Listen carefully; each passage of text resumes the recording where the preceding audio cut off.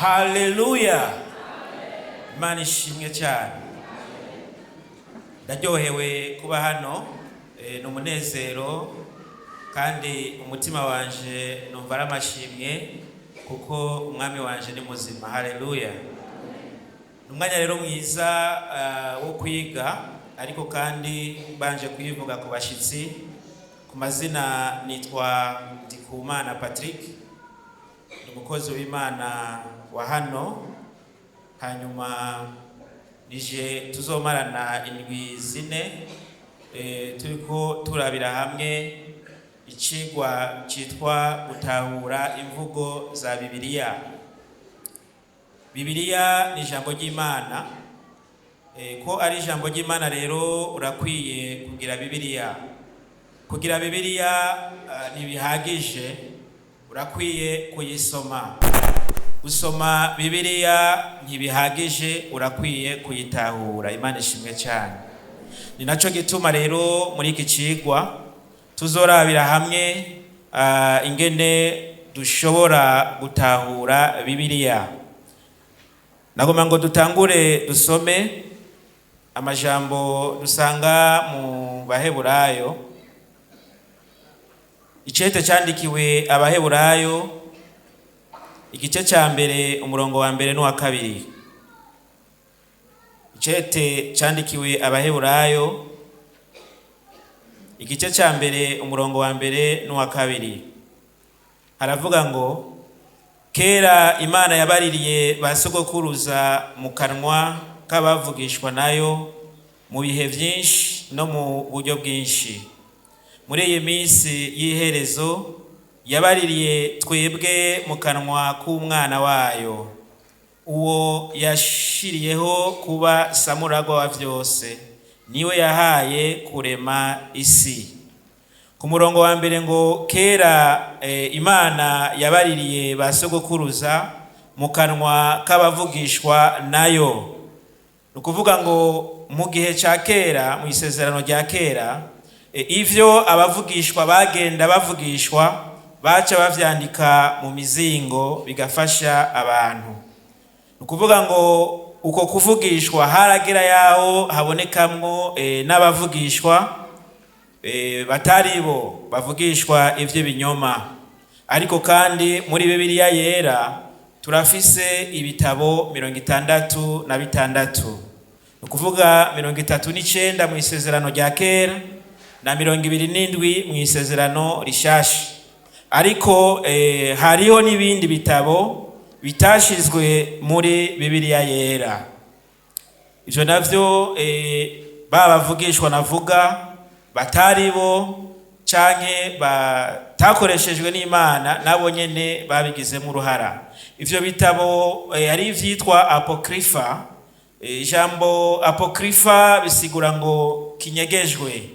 Ivyo bitabo biriho, ni nka Esdras, igitabo ca mbere n'icya kabiri ca Esdras, igitabo ca Tobiya, igitabo ca Yudita, igitabo c'ubwenge bwa Salomo, umusiguzi canke Ecclesiastes, hariho Baruki, icete ca Yeremiya, isengesho rya Manase, icete ca mbere n'icya kabiri cha Makabe, n'igitabo cha Danieli na Rusi na Esteri. Bongeyemwo ibindi bice muri Bibiliya yera tudafise. Ivyo vyose rero muri Bibiliya yera ntitubifise, turaza kuraba igituma bitashizwe muri Bibiliya yera. Ariko hariho n'ibindi bitabo vyitwa pseudepigrapha. Nukuvuga ngo ni ibitabo bigomba kwigana ivyanditswe vyera, ariko ni bitabo mu vy'ukuri vyanditswe munsi y'amazina y'ibinyoma. Ivyo bitabo kumbure urashobora kuzokigwako ugasanga uri kuragisoma ugacuza kutwemeza ngo ijambo ry'Imana rivuga ngo. Kumwe nababwira wa munsi umukozi w'Imana twahuriye ahantu ariko aravuga ijambo ngo Yesu akiri mutonyi ngo yahora ngo abumba ngo utunyoni ngo babumba ngo hanyuma babumvye utunyoni ngo ibumba ngo atereye ngo akibeka kaguruka. ngo bariko barakina ivyo kwinyegeza, ngo umwana ngo yinyegeza ngo mu kintu, hanyuma baramubaza Yesu ati hari mwiki, ngo avuga ngo hari ingurube. Bafunduriye ngo basanga yabaye ingurube. Mwene izo nkuru zose zitanditswe muri Bibiliya yera usanga ziri muri ivyo bitabo bitari vyo. Ni naco gituma rero kumenya mu vy'ukuri Bibiliya no kuyitahura bizodufasha kutajuragirika mu nkuru z'ububeshi z'ibinyoma. Nukuvuga rero ivyo bitabo byitwa pseudepigrapha, hariho nk'igitabo ca Adamu na Eva.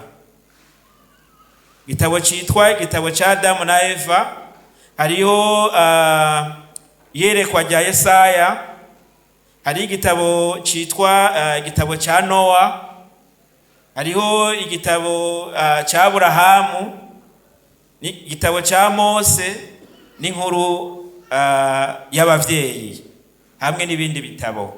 Nukuvuga ngo ivyo vyose birahari kugira ngo bivuge bishaka kuvuga ibitari vyo. Ni naco gituma rero kubimenya birafasha, kugira ngo umuntu avuze ijambo uvuga ati mbega iryo jambo urisomye he, urikuye hehe, kugira ngo bidufashe kugenda nk'uko bibereye, nk'uko ijambo ry'Imana Bibiliya yera ibivuga. Bibiliya rero bisobanurwa ngo ibitabo. Ni ibitabo 66 kuko ari ibitabo ica yitwa Bibiliya, ibitabo. Nukuvuga ngo igituma rero vya bindi vyose bitagiyemwo, hari ivyo bisunga kugira ngo bemeze bino bitabo 66 nk'ijambo ry'Imana nka Bibiliya yera. Ivyo bisunga rero ubwa mbere barabanza bakaraba bati mbega igitabo kirerekana ko Imana yariko iravuga biciye mu mwanditsi, maze bica bifatwa nk'ubuvugishwa. Nukuvuga ngo bamaze gusuzuma bakabona umwanditsi mu vy'ukuri yuko igitabo Imana yariko iravuga biciye mu mwanditsi, ico gitabo bakagisuzuma baca bacemeza. Ubugira kabiri bararaba bati mbega umwanditsi w'umuntu yoba yaramenyekanye nk'umuvugizi w'Imana, mbega umwanditsi nk'umwana w'umuntu yoba yaramenyekanye nk'umuvugizi w'Imana. Reka turaba amajambo tubona mu Kuvayo igice ca 20, Kuvayo 20 ku murongo wa 18. Kuvayo igice ni ca 20 duhere ku murongo wa 18. Abantu bose bumvise ya mituragaro, babonye ya miravyo, bumvise n'ijwi rya ya nzamba, babonye na wa musozi upfunduka umwotsi, bategwa n'ubwoba bahinda agashitsi, barasuha bahagarara kure. Babwira Mose bati ba ari wewe utubarira, yoye kuba ariyo itwibaririra ntiduhave dupfa. 20.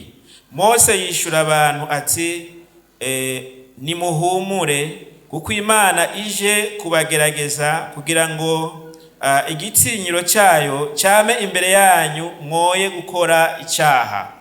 Urabona hano ko Mose ariwe yashoboye guseruka kugira ngo aza arabwira abantu ivy'Imana igomba kubwira abantu, yacibicisha kuri Mose. Nukuvuga ngo mu gutora rero ibitabo baravuga bati mbega umwanditsi w'umuntu yoba yaramenyekanye nk'umuvugizi w'Imana. Nukuvuga ngo ico gitabo caca cemegwa.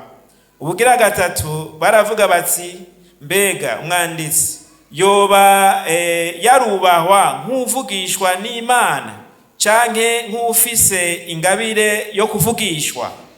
Ivyo bace babisuzuma, basanze ivyo yavugishijwe vyarabaye ari ukuri, baca bemeza ico gitabo. kane, mbega ico gitabo iyo kivuze ivya kahise coba cavuga ukuri? Ivyo vyose rero baravyisunga kuko ababibayemwo bagenda babibwirana, baba babizi. Nukuvuga ngo barasuzuma bakavuga bati uyu ko avuga ivya kahise ari vyacu, mbega niko biri?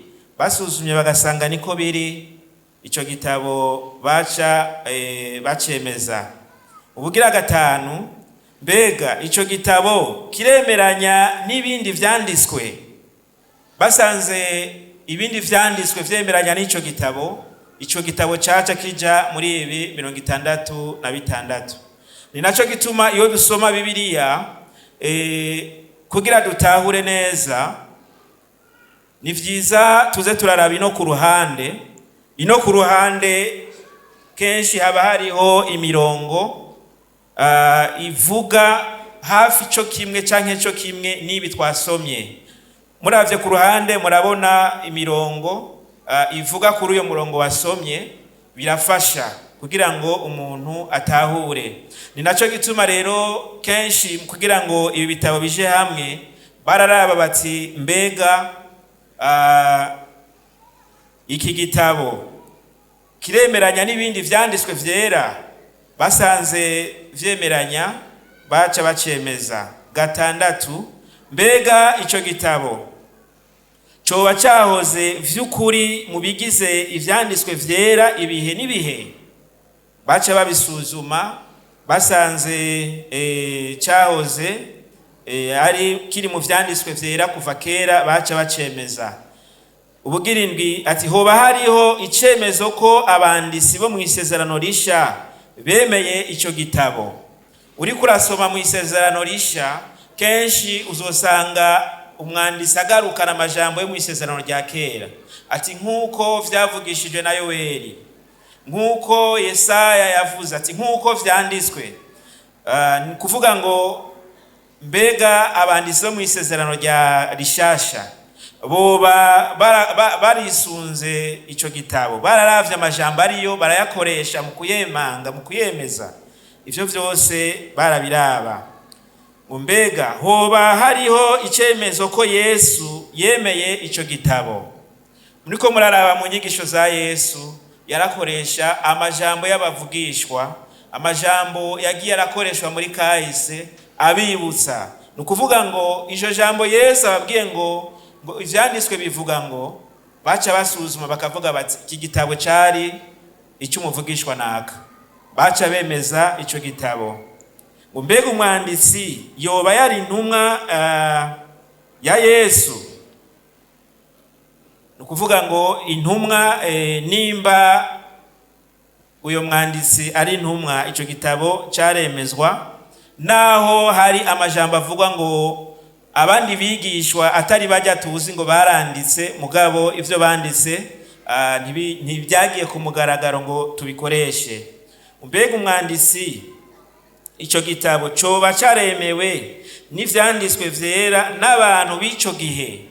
Kubera ko vyabereye aho bose babibonye, umwanditsi baca barabatse ibi binavuze twebwe twaravyiboneye, data yari yaratubwiye ko ari uko vyari vyagenze. Nukuvuga ngo abantu b'ico gihe bavyemeje, nukuvuga ico gitabo caca cemegwa. Mbega ico gitabo coba caremewe n'ishengero rinini? Nukuvuga ngo ivyo vyose rero baravyisunze kugira ngo ibitabo 66 bibe ari vyo vyemezwa.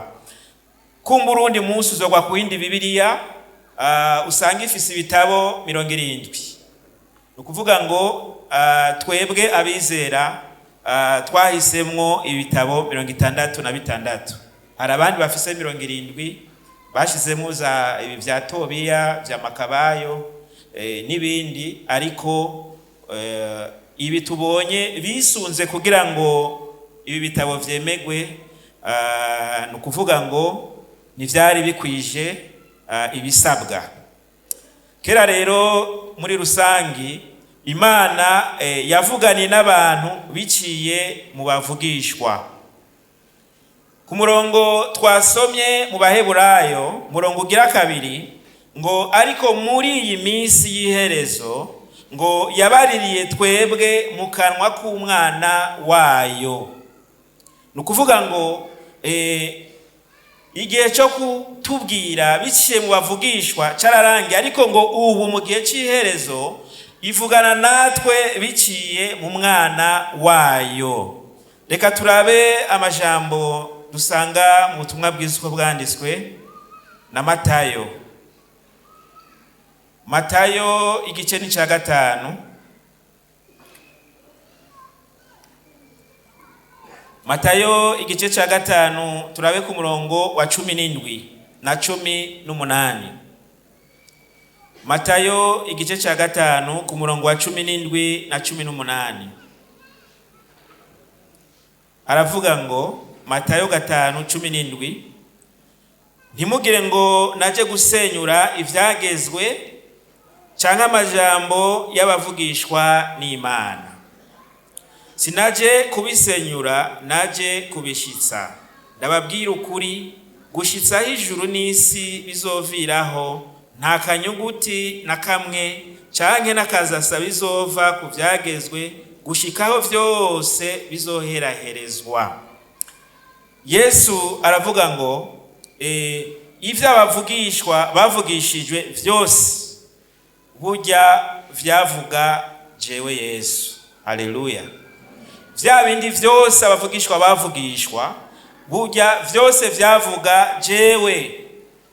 Iri jambo kuvuga ngo nije naje kubishitsa, bose abavugishijwe bavuga jewe, ntivyoroshe kugira ngo bitahurwe. Ukuvuga ngo abigisha b'Abisirayeli byaranabagoye gutahura, kandi aribo bari bamaze imyaka n'imyaka bavyigisha. Hano turabibona akarero kuri ku mugabo yitwa Nikodemu. Reka turabe muri Yohana ubutumwa bwiza igice cya 3. Igice cya 3 ku murongo wa 10.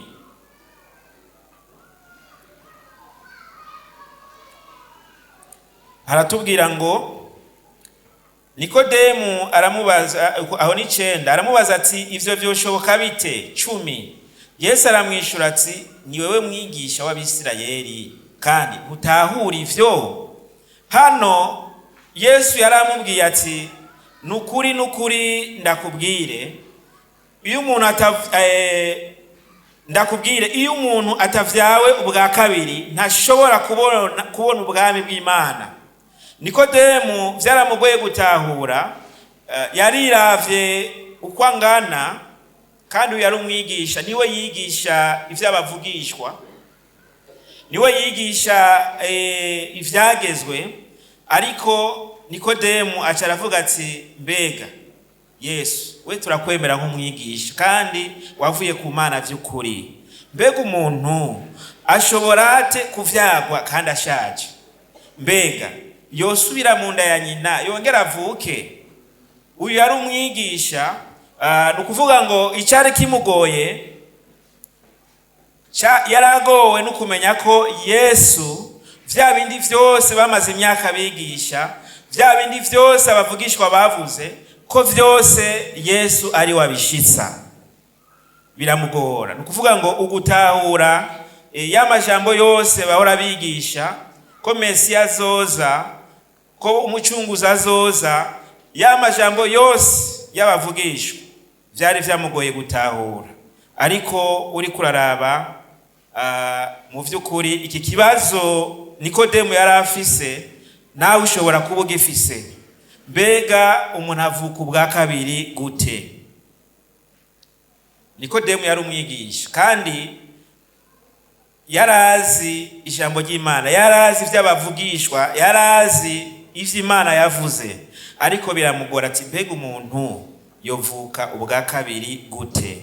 Ushobora kuba nawe ufise ikibazo, kumbure mu mutima wawe ukibazo uti, mbega noba naramaze kuvuka ubwa kabiri? Canke ati, mbega umuntu avuka ubwa kabiri gute? Reka turabe inyishu hano mu cete ca mbere ca Petero. Icete ca mbere ca Petero turabe igice ca mbere ku murongo wa 23. Igice ca mbere ca Petero igice ni ca mbere ku murongo wa 23. Aravuga ngo kuko mwavyawe ubwa kabiri mutavyawe n'imbuto ibora ariko mwavyawe n'imbuto itabora mubiheshejwe n'ijambo ry'Imana ririho rigahoraho. Amen. Twavyawe ubwa kabiri tutavyawe n'imbuto ibora ariko tuvyawe n'ijambo, kandi iryo jambo rihoraho.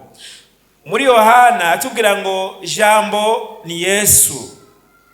Ukuvuga ngo tuvuka ubwa kabiri mu kwakira jambo, mu kwakira Yesu Kristo nk'umwami n'umukiza ubugingo bwacu. Ukuvuga ngo ukuvuka ubwa kabiri twabiheshejwe n'ijambo ry'Imana. Hari akajambo naciye umurongo munsi kavuga ngo ijambo ririho rigahoraho. Haleluya. Navuze nti Bibiliya ni bitabo. Ibijanye n'ibitabo uko bimeze, ukuvuga ngo umwanditsi yo yanditse hanyuma hakagera yaho haza bishasha atashoboye guhamvya kwandika, aca yandika, ukuvuga ngo igitabo kigira kabiri, edition ya kabiri canke ya gatatu ya kane. Ukuvuga ngo kuko aguma yongeramwo bishasha, uko niko bigenda mu kwandika. Ariko ibitabo vya Bibiliya ntibihindurwa nuko isi ku isi habaye iterambere. Haleluya. Hashake habe iterambere rimeze gute, nta muntu ashobora kuvuga ngo tugire edition ya kabiri y'ibitabo vya Bibiliya. Nivyo uri kuraraba aho ubushakashatsi bugeze, ukaraba n'imvugo dusanga muri Bibiliya, ubu abantu basigaye bakubitira ku kwezi nk'abagiye kuramukanya, mukanya bakaba bagarutse. Uri kuraraba baragenzura ivyaka mu kirere bakabiha n'amazina.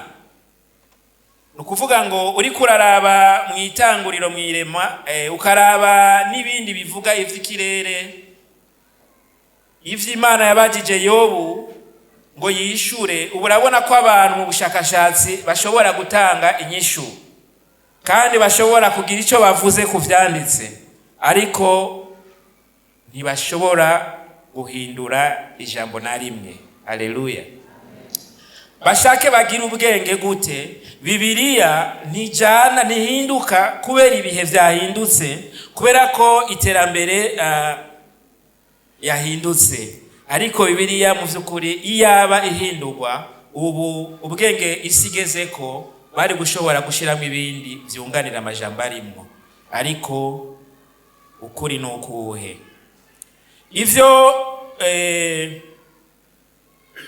ivyo bovumbura vyose, ivyo boshikako vyose, amateka yashinzwe n'Imana ntahinduka. Bashobora kuvuga ngo ni igitabo gishaje, bashobora kuvuga ibindi, ariko ntibashobora guhindura kuko ivyo Imana yashinze. Kandi naho bogira ubwenge gute, hari ibintu bitazogenda bishobotse. Nk'akarorero, Imana yashizeho ijoro n'umurango. Abahinga mu bushakashatsi sinzi ko bazohava bahindura ngo ubu rero ijoro turajyanse riratera ubwoba abana, ubu dushizeho haguma umurango gusa. Ntibishoboka, Imana niyo yabishinze. Haleluya. Imana yashizeho ici n'agatasi, imvura yitaze abanyabwenge bose baragira ubwoba kuko ntaco bashoboye guhindura. Muze mwitegereze ugufuha kw'imwemu ziva mu mazuru y'Imana, kuvumbura imiyaga n'ibiyaga, ivyubaswe n'abanyabwenge n'abahinga vyose bigasenyagurika. Nukuvuga ngo naho bogira ubwenge bukagwira, naho bogira ubushakashatsi bagashika ku bushakashatsi bwo ku rwego rwo hejuru, ivyo Imana yashinze nta ushobora kubihindura.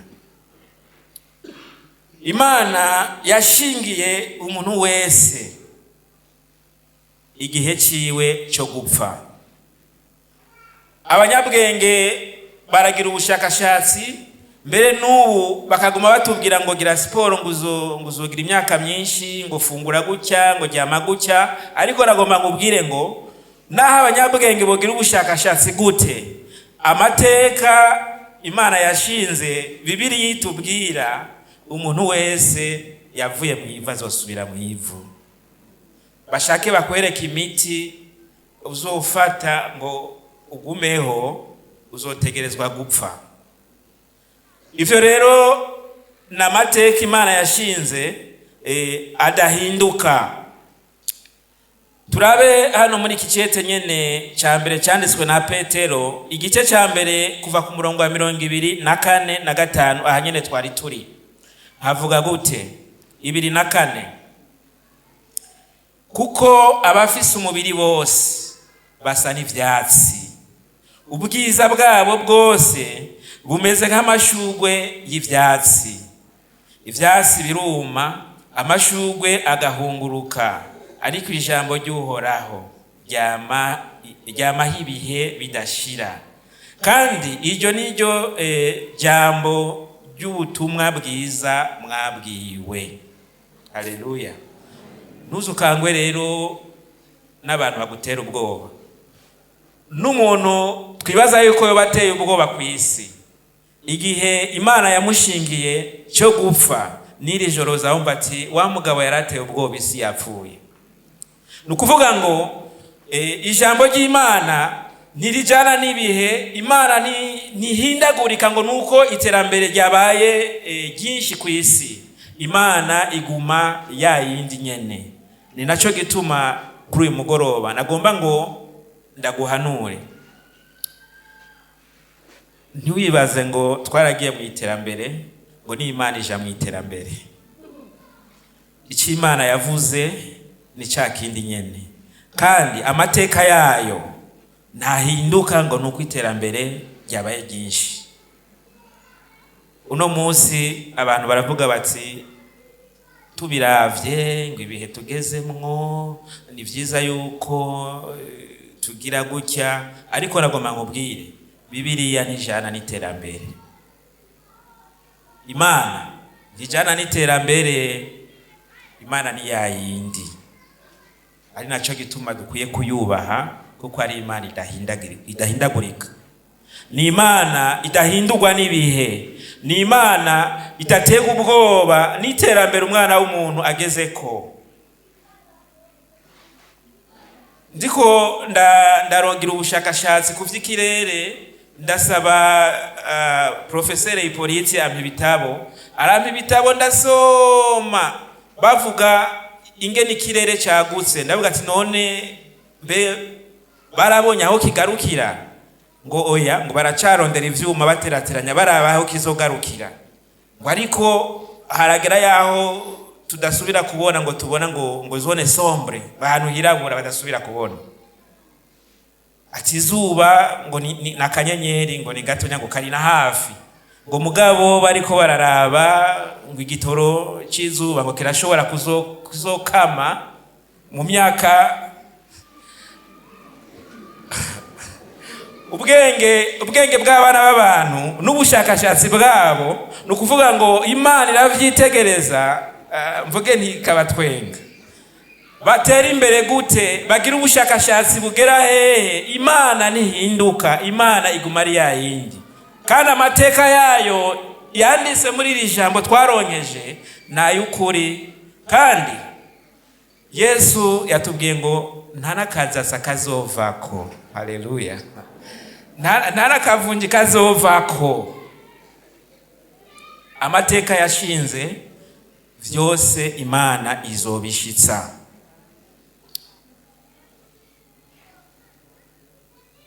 Reka turabe muri Matayo igice ca 5. Ariko kandi ni vyiza mu minsi mikenya yacu ko Bibiliya itugereranya n'ivyatsi, ubwiza bwacu ikabugereranya nk'amashugwe. Mu gitondo ishugwe urashobora kuribona ari ryiza rimota neza, ariko ku mugoroba ugasanga ryumye, mbere wariko arisomagura mu gitondo akaba ari warita mu muriro. Ati ubwiza rero bw'abana b'abantu bumeze nk'ishugwe. Ni vyiza rero muri uyo mwanya mutonya wacu dufise hano ku isi tunezereza mu Imana yacu. Matayo igice ca 5 turabe ku murongo wa 13. Matayo igice ca 5 ku murongo wa 13. Matayo 5:13 haravuga ngo muri umunyu w'isi, ariko umunyu iyo ushize uburyohe ubu ukiryoshwa n'iki? Ntaco uba ukimaze atari ugutabwa hanze ugakandagirwa n'abantu. Turi ku cigwa kivuga ngo gutahura imvugo za Bibiliya. Nukuvuga ngo uriko uraraba umunyu tushira mu ndya canke mu mazi wose ugahera, none ushira uburyohe gute? Uwatwigishije hano kuri uyu murongo, mwigisha wa Bibiliya, yatubwiye ngo iki gihe nta terambere ryari bwabeho nk'ubu. Umunyu bagenda ahantu bakayora ibintu bimeze nk'ivu, nukuvuga ngo umusenyi birimwo n'utundi ducafu, mugabo bikaba birimwo umunyu, bakabishira mu gitambara bakaboha. Iyo umuntu akeneye umunyu rero yaca ashira mu mazi, ashize mu mazi, amazi amaze gusosa umunyu yaca akuramwo agaca araba habika ryatu. Ejo yasubira gukenera umunyu agatora ryatu akongera agashira mu mazi, amazi amaze kuryoha akongera akabika. Yabigira kenshi kugeza yahashizemwo uburyohe bw'umunyu ntibusubire kuboneka. Nukuvuga ngo yaca amenya ko umunyu washize uburyohe muri ryatugiwe, yaca aterura akaja kumena kuko ntibiba bikiryoshe. Yesu rero muri iki gihe niho yatanze aka karorero. Aravuga ngo umunyu iyo ushize uburyohe uba ukiryoshwa n'iki? Ico gihe bijya bisigaye vyaba bimeze nk'ibivu, imisenyi. Nukuvuga ngo akanovera kose karamaze kuvamwo. Ati rero iyo ushize uburyohe ntaco uba kimaze. Nyeneho yaca atora kagatu akagenda akamena kuko ntaco uba kimaze. Hano rero Yesu aravuga ngo mwebwe, kuko bari ku musozi bari biherereye, ariko arabigisha. Yababwira ati mwebwe rero muri umunyu w'isi. Mbega yashatse kwigisha iki? Nk'uko umunyu uryosha ivyo kurya, niko abizera bakwiye kuzana ibi bikurikira. Bakwiye kuzana amahoro aho amahoro atari. Haleluya. Kuko ahabuza amahoro ukahazana amahoro, nukuvuga ngo abantu barongera kuryoherwa, ibintu birongera kumera neza. Uwizeye rero akwiye kuba umunyu mu kuzana amahoro ahantu atamahoro ari. Ariko ikibabaje kenshi birashika aho abizeye aba ari bo bateza uruhagarara bakabuza amahoro aho bari. Ariko Yesu atubwira ngo tube umunyu, bisigura ngo tube abantu bazana amahoro. Ubugira kabiri nukuvuga ngo kuba umunyu ni ukuzana ubutungane, justice, ahantu hari akarenganyo. Ahantu hari akarenganyo nukuvuga ngo tuhazane ubutungane. Umunyu iyo ubuze mu vyo kurya bamwe umengo numuti, n'akayabagu ntako. Nukuvuga urabona yuko bari bafise ishaka ryo gushika kuri ibi ariko ntibikunda. Nukuvuga ngo umunyu ugarukana uburyohe, justice, ubutungane ahari akarenganyo. Ubugira gatatu dukwiye kuba umunyu mu kuzana umunezero aho atamunezero uhari. Yesu arababwira ati mube umunyu, ariko akongera akagabisha ngo mbega iyo ataburyohe bukiboneka muri wewe, mbega igihe atamahoro uha abandi, ahubwo uri abantu bazana umutekano muke, igihe uri umuntu urenganya, igihe uri umuntu ho gutera umunezero utera imibabaro, ntaco uba ukimaze. Ni naco gituma dukwiye gutahura ico Bibiliya itubwira, hanyuma tugende nk'uko bibereye abera. Bitabaye gutyo bisigura ngo ntacyo toba turiko turamira ubwami. Yesu arabihaniza rero ati nimube umunyu. Ku murongo wa 14 haravuga hati muri umuco w'isi, igisagara cyubatswe ku mpinga y'umusozi ntigishobora guhishwa. Tuvuge duti nk'uko umuco uhurumbirwa n'abantu, niko imibereho yacu ikwiye guhurumbirwa n'abantu. Imana ishimwe cyane. Iyo uri umugwaneza nukuvuga ngo n'abakubona bose bumva bomera nkawe, bagushingira intahe. Yesu rero ababwira ngo mube umuco, abantu babamureko akarorero keza, abantu babamureko ibituma bomera nkawe. Nukuvuga ngo twategerezwa kuba imvuga kuri. Mu kuba umuco dukwiye kuba imvuga kuri. Umuntu wese avugane ivy'ukuri na mugenzi we, ariko biriko biratugora. Twategerezwa kuba akarorero kuri bose, tukaba urufatiro. Ariko uri kuraraba ubuzima tubayemwo muri iyi minsi, mvuge ni isi tubayemwo muri kino gihe, igizwe n'ibintu bibiri. Ndiko nitegereza isi tubayemwo muri iyi minsi igizwe n'ikintu nise ngo abafana n'aba influencer cyangwa aba star. Iyo si tubayemwo, nukuvuga ngo abantu bose mu bintu byose usanga hari abafana. Ryari numvise umuntu ngo abafana ba Real ngo ntibishima, ngo kuko ngo n'abafana ba Barca ngo bose bakubiswe. Ugasanga umuririmbyi kanaka avuga ati jewe mfise abafana aba mbere no mu muryango numva bisigaye biriho, aho abana bamwe bavuga ati jewe umufana wanje ni papa, undi ati umufana wanje ni mama. No mwishengero ugasanga ati jewe mfana korari naka, izindi wapi, jewe mfana naka. Nukuvuga ngo akaga ndiko mbona muri ibi bintu, uzosanga ico umu influencer canke umustar bisigura ngo inyenyeri, umuco. Nukuvuga ngo abo basani, abo bastare, abo ivyo vyamamare, abo ba influencer nibo ubu turiko twamurako ingene abantu tugenda nko kuvyamura muri Bibiliya. Imana dufashe cyane.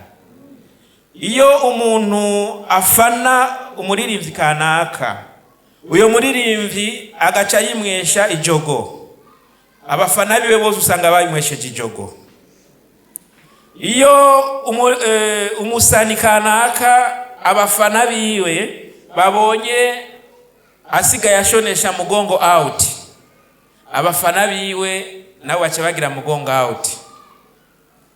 Ivyo navyo bidutera ingorane, kuko ababibonye bakamenya cyamamare yuko ari byo cyagize, n'abatarabafana usanga bandukiwe.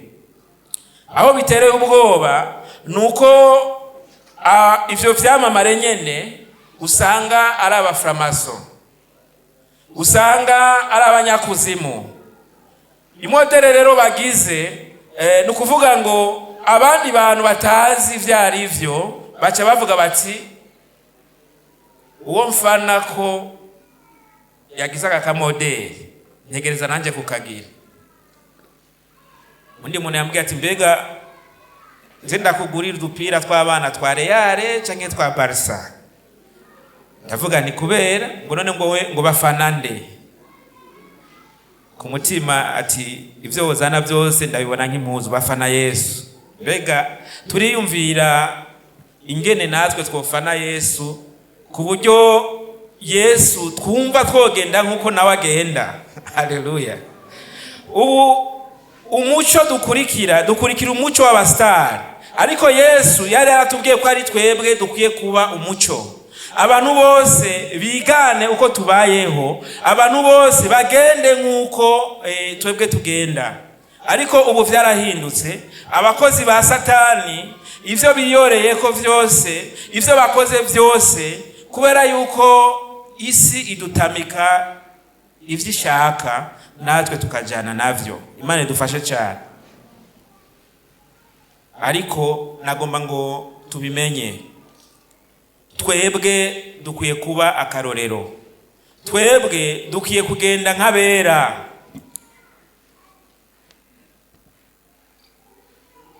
Yesu yavuze iki mu butumwa bwiza ko bwanditswe na Matayo? Reka turabe ivyo Yesu yavuze. Matayo igice ca 11 ku murongo wa 29. Yesu aravuga ati, mwikoreze ingata yanje munyigireko. Haleluya.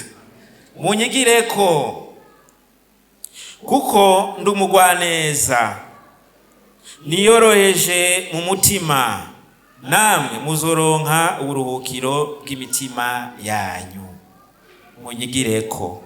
Natangwe ndababwira ngo nubwo iterambere ryogera ku rugero rwahe, ijambo ry'Imana ku mana yacu nikangwa n'iterambere. Dukwiye kugenda nkuko bibereye abera. Imana ishimwe cyane.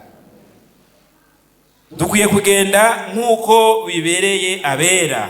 Ni naco gituma kuri uyu mugoroba muri intango y'iki cigwa gutahura imvugo za Bibiliya, tuzogenda twiga dutahuzanya ingene ushobora nawe gusoma Bibiliya ugatahura n'amajambo usomye, ariko kandi tube abakora ivy'iryo jambo ritubwira. Ukambara nkuko wa mustari kanaka, nukuvuga ngo ya nyenyeri isi yambara, nukuvuga ngo uzoba umuhesheje mvuge nticubahiro, canke niwe uzobuhaye promotion, niwe uzoba ukomvye ko yamamara. Ariko ukagenda nkuko Yesu abidusaba ngo tumwigireko, nukuvuga ngo ivyo bizohesha Imana icubahiro. Sinzi rero mu buzima bwawe ko uyu munsi uriko wigana nde? Sinzi uri kurafana, hari abafana n'abastari. Bega wumva uri kugenda nkuko bibereye abera? Nagomba ngo ufate umwanya dusenge, tuve hasi dusenge Imana idushoboze tube abantu bagenda nkuko bibereye abera, kugira ngo aho abandi babona akarorero mu basani mu bastare, babona akarorero muri twebwe. Tugende nkuko bibereye abera, mu ngeso zacu, mu nyambaro zacu, mu mvugo zacu, mu mibereho yacu, mu kuba bizigirwa no mu kuba akarorero keza. Batwitegereje natwe tugira abafana babone Yesu muri twebwe. Haleluya. Ingene dukorana n'abantu, ingene tuvuga, bavuge bati mu vy'ukuri ndavye ingene avuga Kristo ari muri we. Ndavye ingene yambara, ndabona mu vy'ukuri yambara nk'umuntu yamenye Imana. Ndavye inyifato yiwe, nukuri yifata nk'uwamenye Imana. Yesu aho azokwamamara, kandi abantu benshi bazokwifuza kumera nkawe. Tuwikoreze ingata yiwe kukwihwahutse. Nibigoye. uzokwambara bavuge ngo yambaye shimwa Yesu, bazobona umengo kuri bo umengo ntacuzi ntuzi igisirimu, ariko iryo jambo ryonyene bakoresheje rihicubahira Imana. Tugira dusenga Imana. Nagomba ngo Lucien ashike hano adufashe gusenga, ariko nawe ikibazo ni cya kindi, uriko wigana nde mu buzima bwawe? Yesu aragomba kumwigana, ariko ubuzima tubayemo hari abasitare benshi, hari ibintu byinshi bigomba kuvyigana. Mbega wumva kuri uyu mugoroba wo kwigana Yesu birashoboka ukaba utarizera umwami Yesu? Nagomba nkubwire ngo amateka yiwe nahinduka, ijambo ryiwe yavuze nta nakazaza kazovako, byose bizoshika, kandi ingero y'icyaha urupfu. Ubona ari bwo bwa mbere ugomba kwizera umwami Yesu, ntuve hano utabonanye n'abakozi b'Imana. Aho vyakugoreye ugasanga uri kufana amashetani yo gufana Yesu, naho nyene usaba ubwenge Imana igufashe.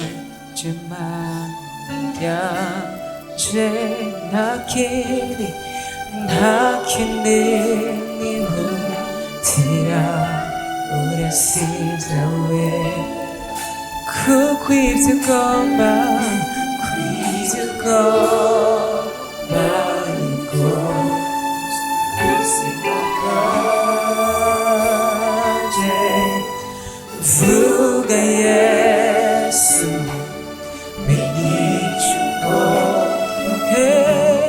dihano nandima jema nakiri ihutira urasigaye kuko ivyo ugomba bariko ubuzima bwanje. Vuga Yesu igicuko Uhoraho Mana nzima, Mana y'icubahiro, urakoze kubw'ijambo ryawe uhejeje gutucurira. Turagushimiye kukuntu uhejeje gukoresha umusavyi wawe. Urakoze ku majambo twumvise, kandi na n'ubu tukaba tumusengera kugira ngo akomeze kubwa neza, akomeze kunguka vyinshi mu vyawe, ubushakashatsi mbere agira mu ijambo ryawe. Ikindi gihe bizoboneke ko ishengero ririko riratera intambwe. Urakoze rero ku ijambo ryawe ryariko riduhanura, ryariko ritwigisha, ariko kandi kumviriza ijambo ryawe ni kimwe, mugabo kandi kurishitsa ni kindi. Turagusavye nk'ishengero udushoboze kuba ivyete bisomeka, uduhe kwama tuba umuco w'isi, ariko kandi tube n'umunyu w'isi. Twavyumvise yuko iyo umunyu ushize uburyohe watakiba gishobora kuwuryosha. Turagusavye rero uduhe kwama ivyamwa vyiza muri ino si, nkuko twumvise uduhe kugiranira amahoro n'abantu bose, uduhe gutanga amahoro no kuyaharanira, kandi ukuri kube muri twebwe. Iyo tuyaze na bene data, ntitube abantu bayaga ibizazane, ntidutere ibizazane abandi. Agakiza twahawe abandi bakadusomemwo. Udushoboze rero ku bwacu ntitwokwishoboza, kandi kubishira mu ngiro kenshi tuguma dusanga Satani azana ibifashi akazana imitego kugira ngo ntidushobore gushika ku ntego nyayo. Mana y'icubahiro, turazi ko wama mu ruhande rwacu, turazi kandi ko wamudushoboza mu byo tudashoboye. Wowe uragororoka, turi abana bawe kandi uratwitwararika buke uko bwije. Niwe utuzigama, ukatuzigamira imiryango, ukatuzigamira aho dukorera ubuzi, ukatuzigamira abadutwara mu gihugu n'ahajya dukorera. Ni wewe wamana natwe muri byose. Turaguhaye icyubahiro kuko uri Imana idukunda. Tugukomera amashyi rero kuko wamana natwe. Tugukomera amashyi kuko atawunda ahwanye nawe. Tugukomera amashyi kuko ari wewe uri uwa mbere kandi ukaba byose muri byose. Urakoze, turagushimiye. Ukomeze kubana n'ishengero ryawe, maze uduhe kwitwararika ivyawe. Ijambo ryawe twame turisoma, turinoza, twongera turisubiramwo, ariko kandi twongera tunarigendera. Urakoze, ukomeze kubana natwe twese. Nuko dusenze muri aya make mu izina ry'umucunguzi wacu Yesu Kristo. Amen.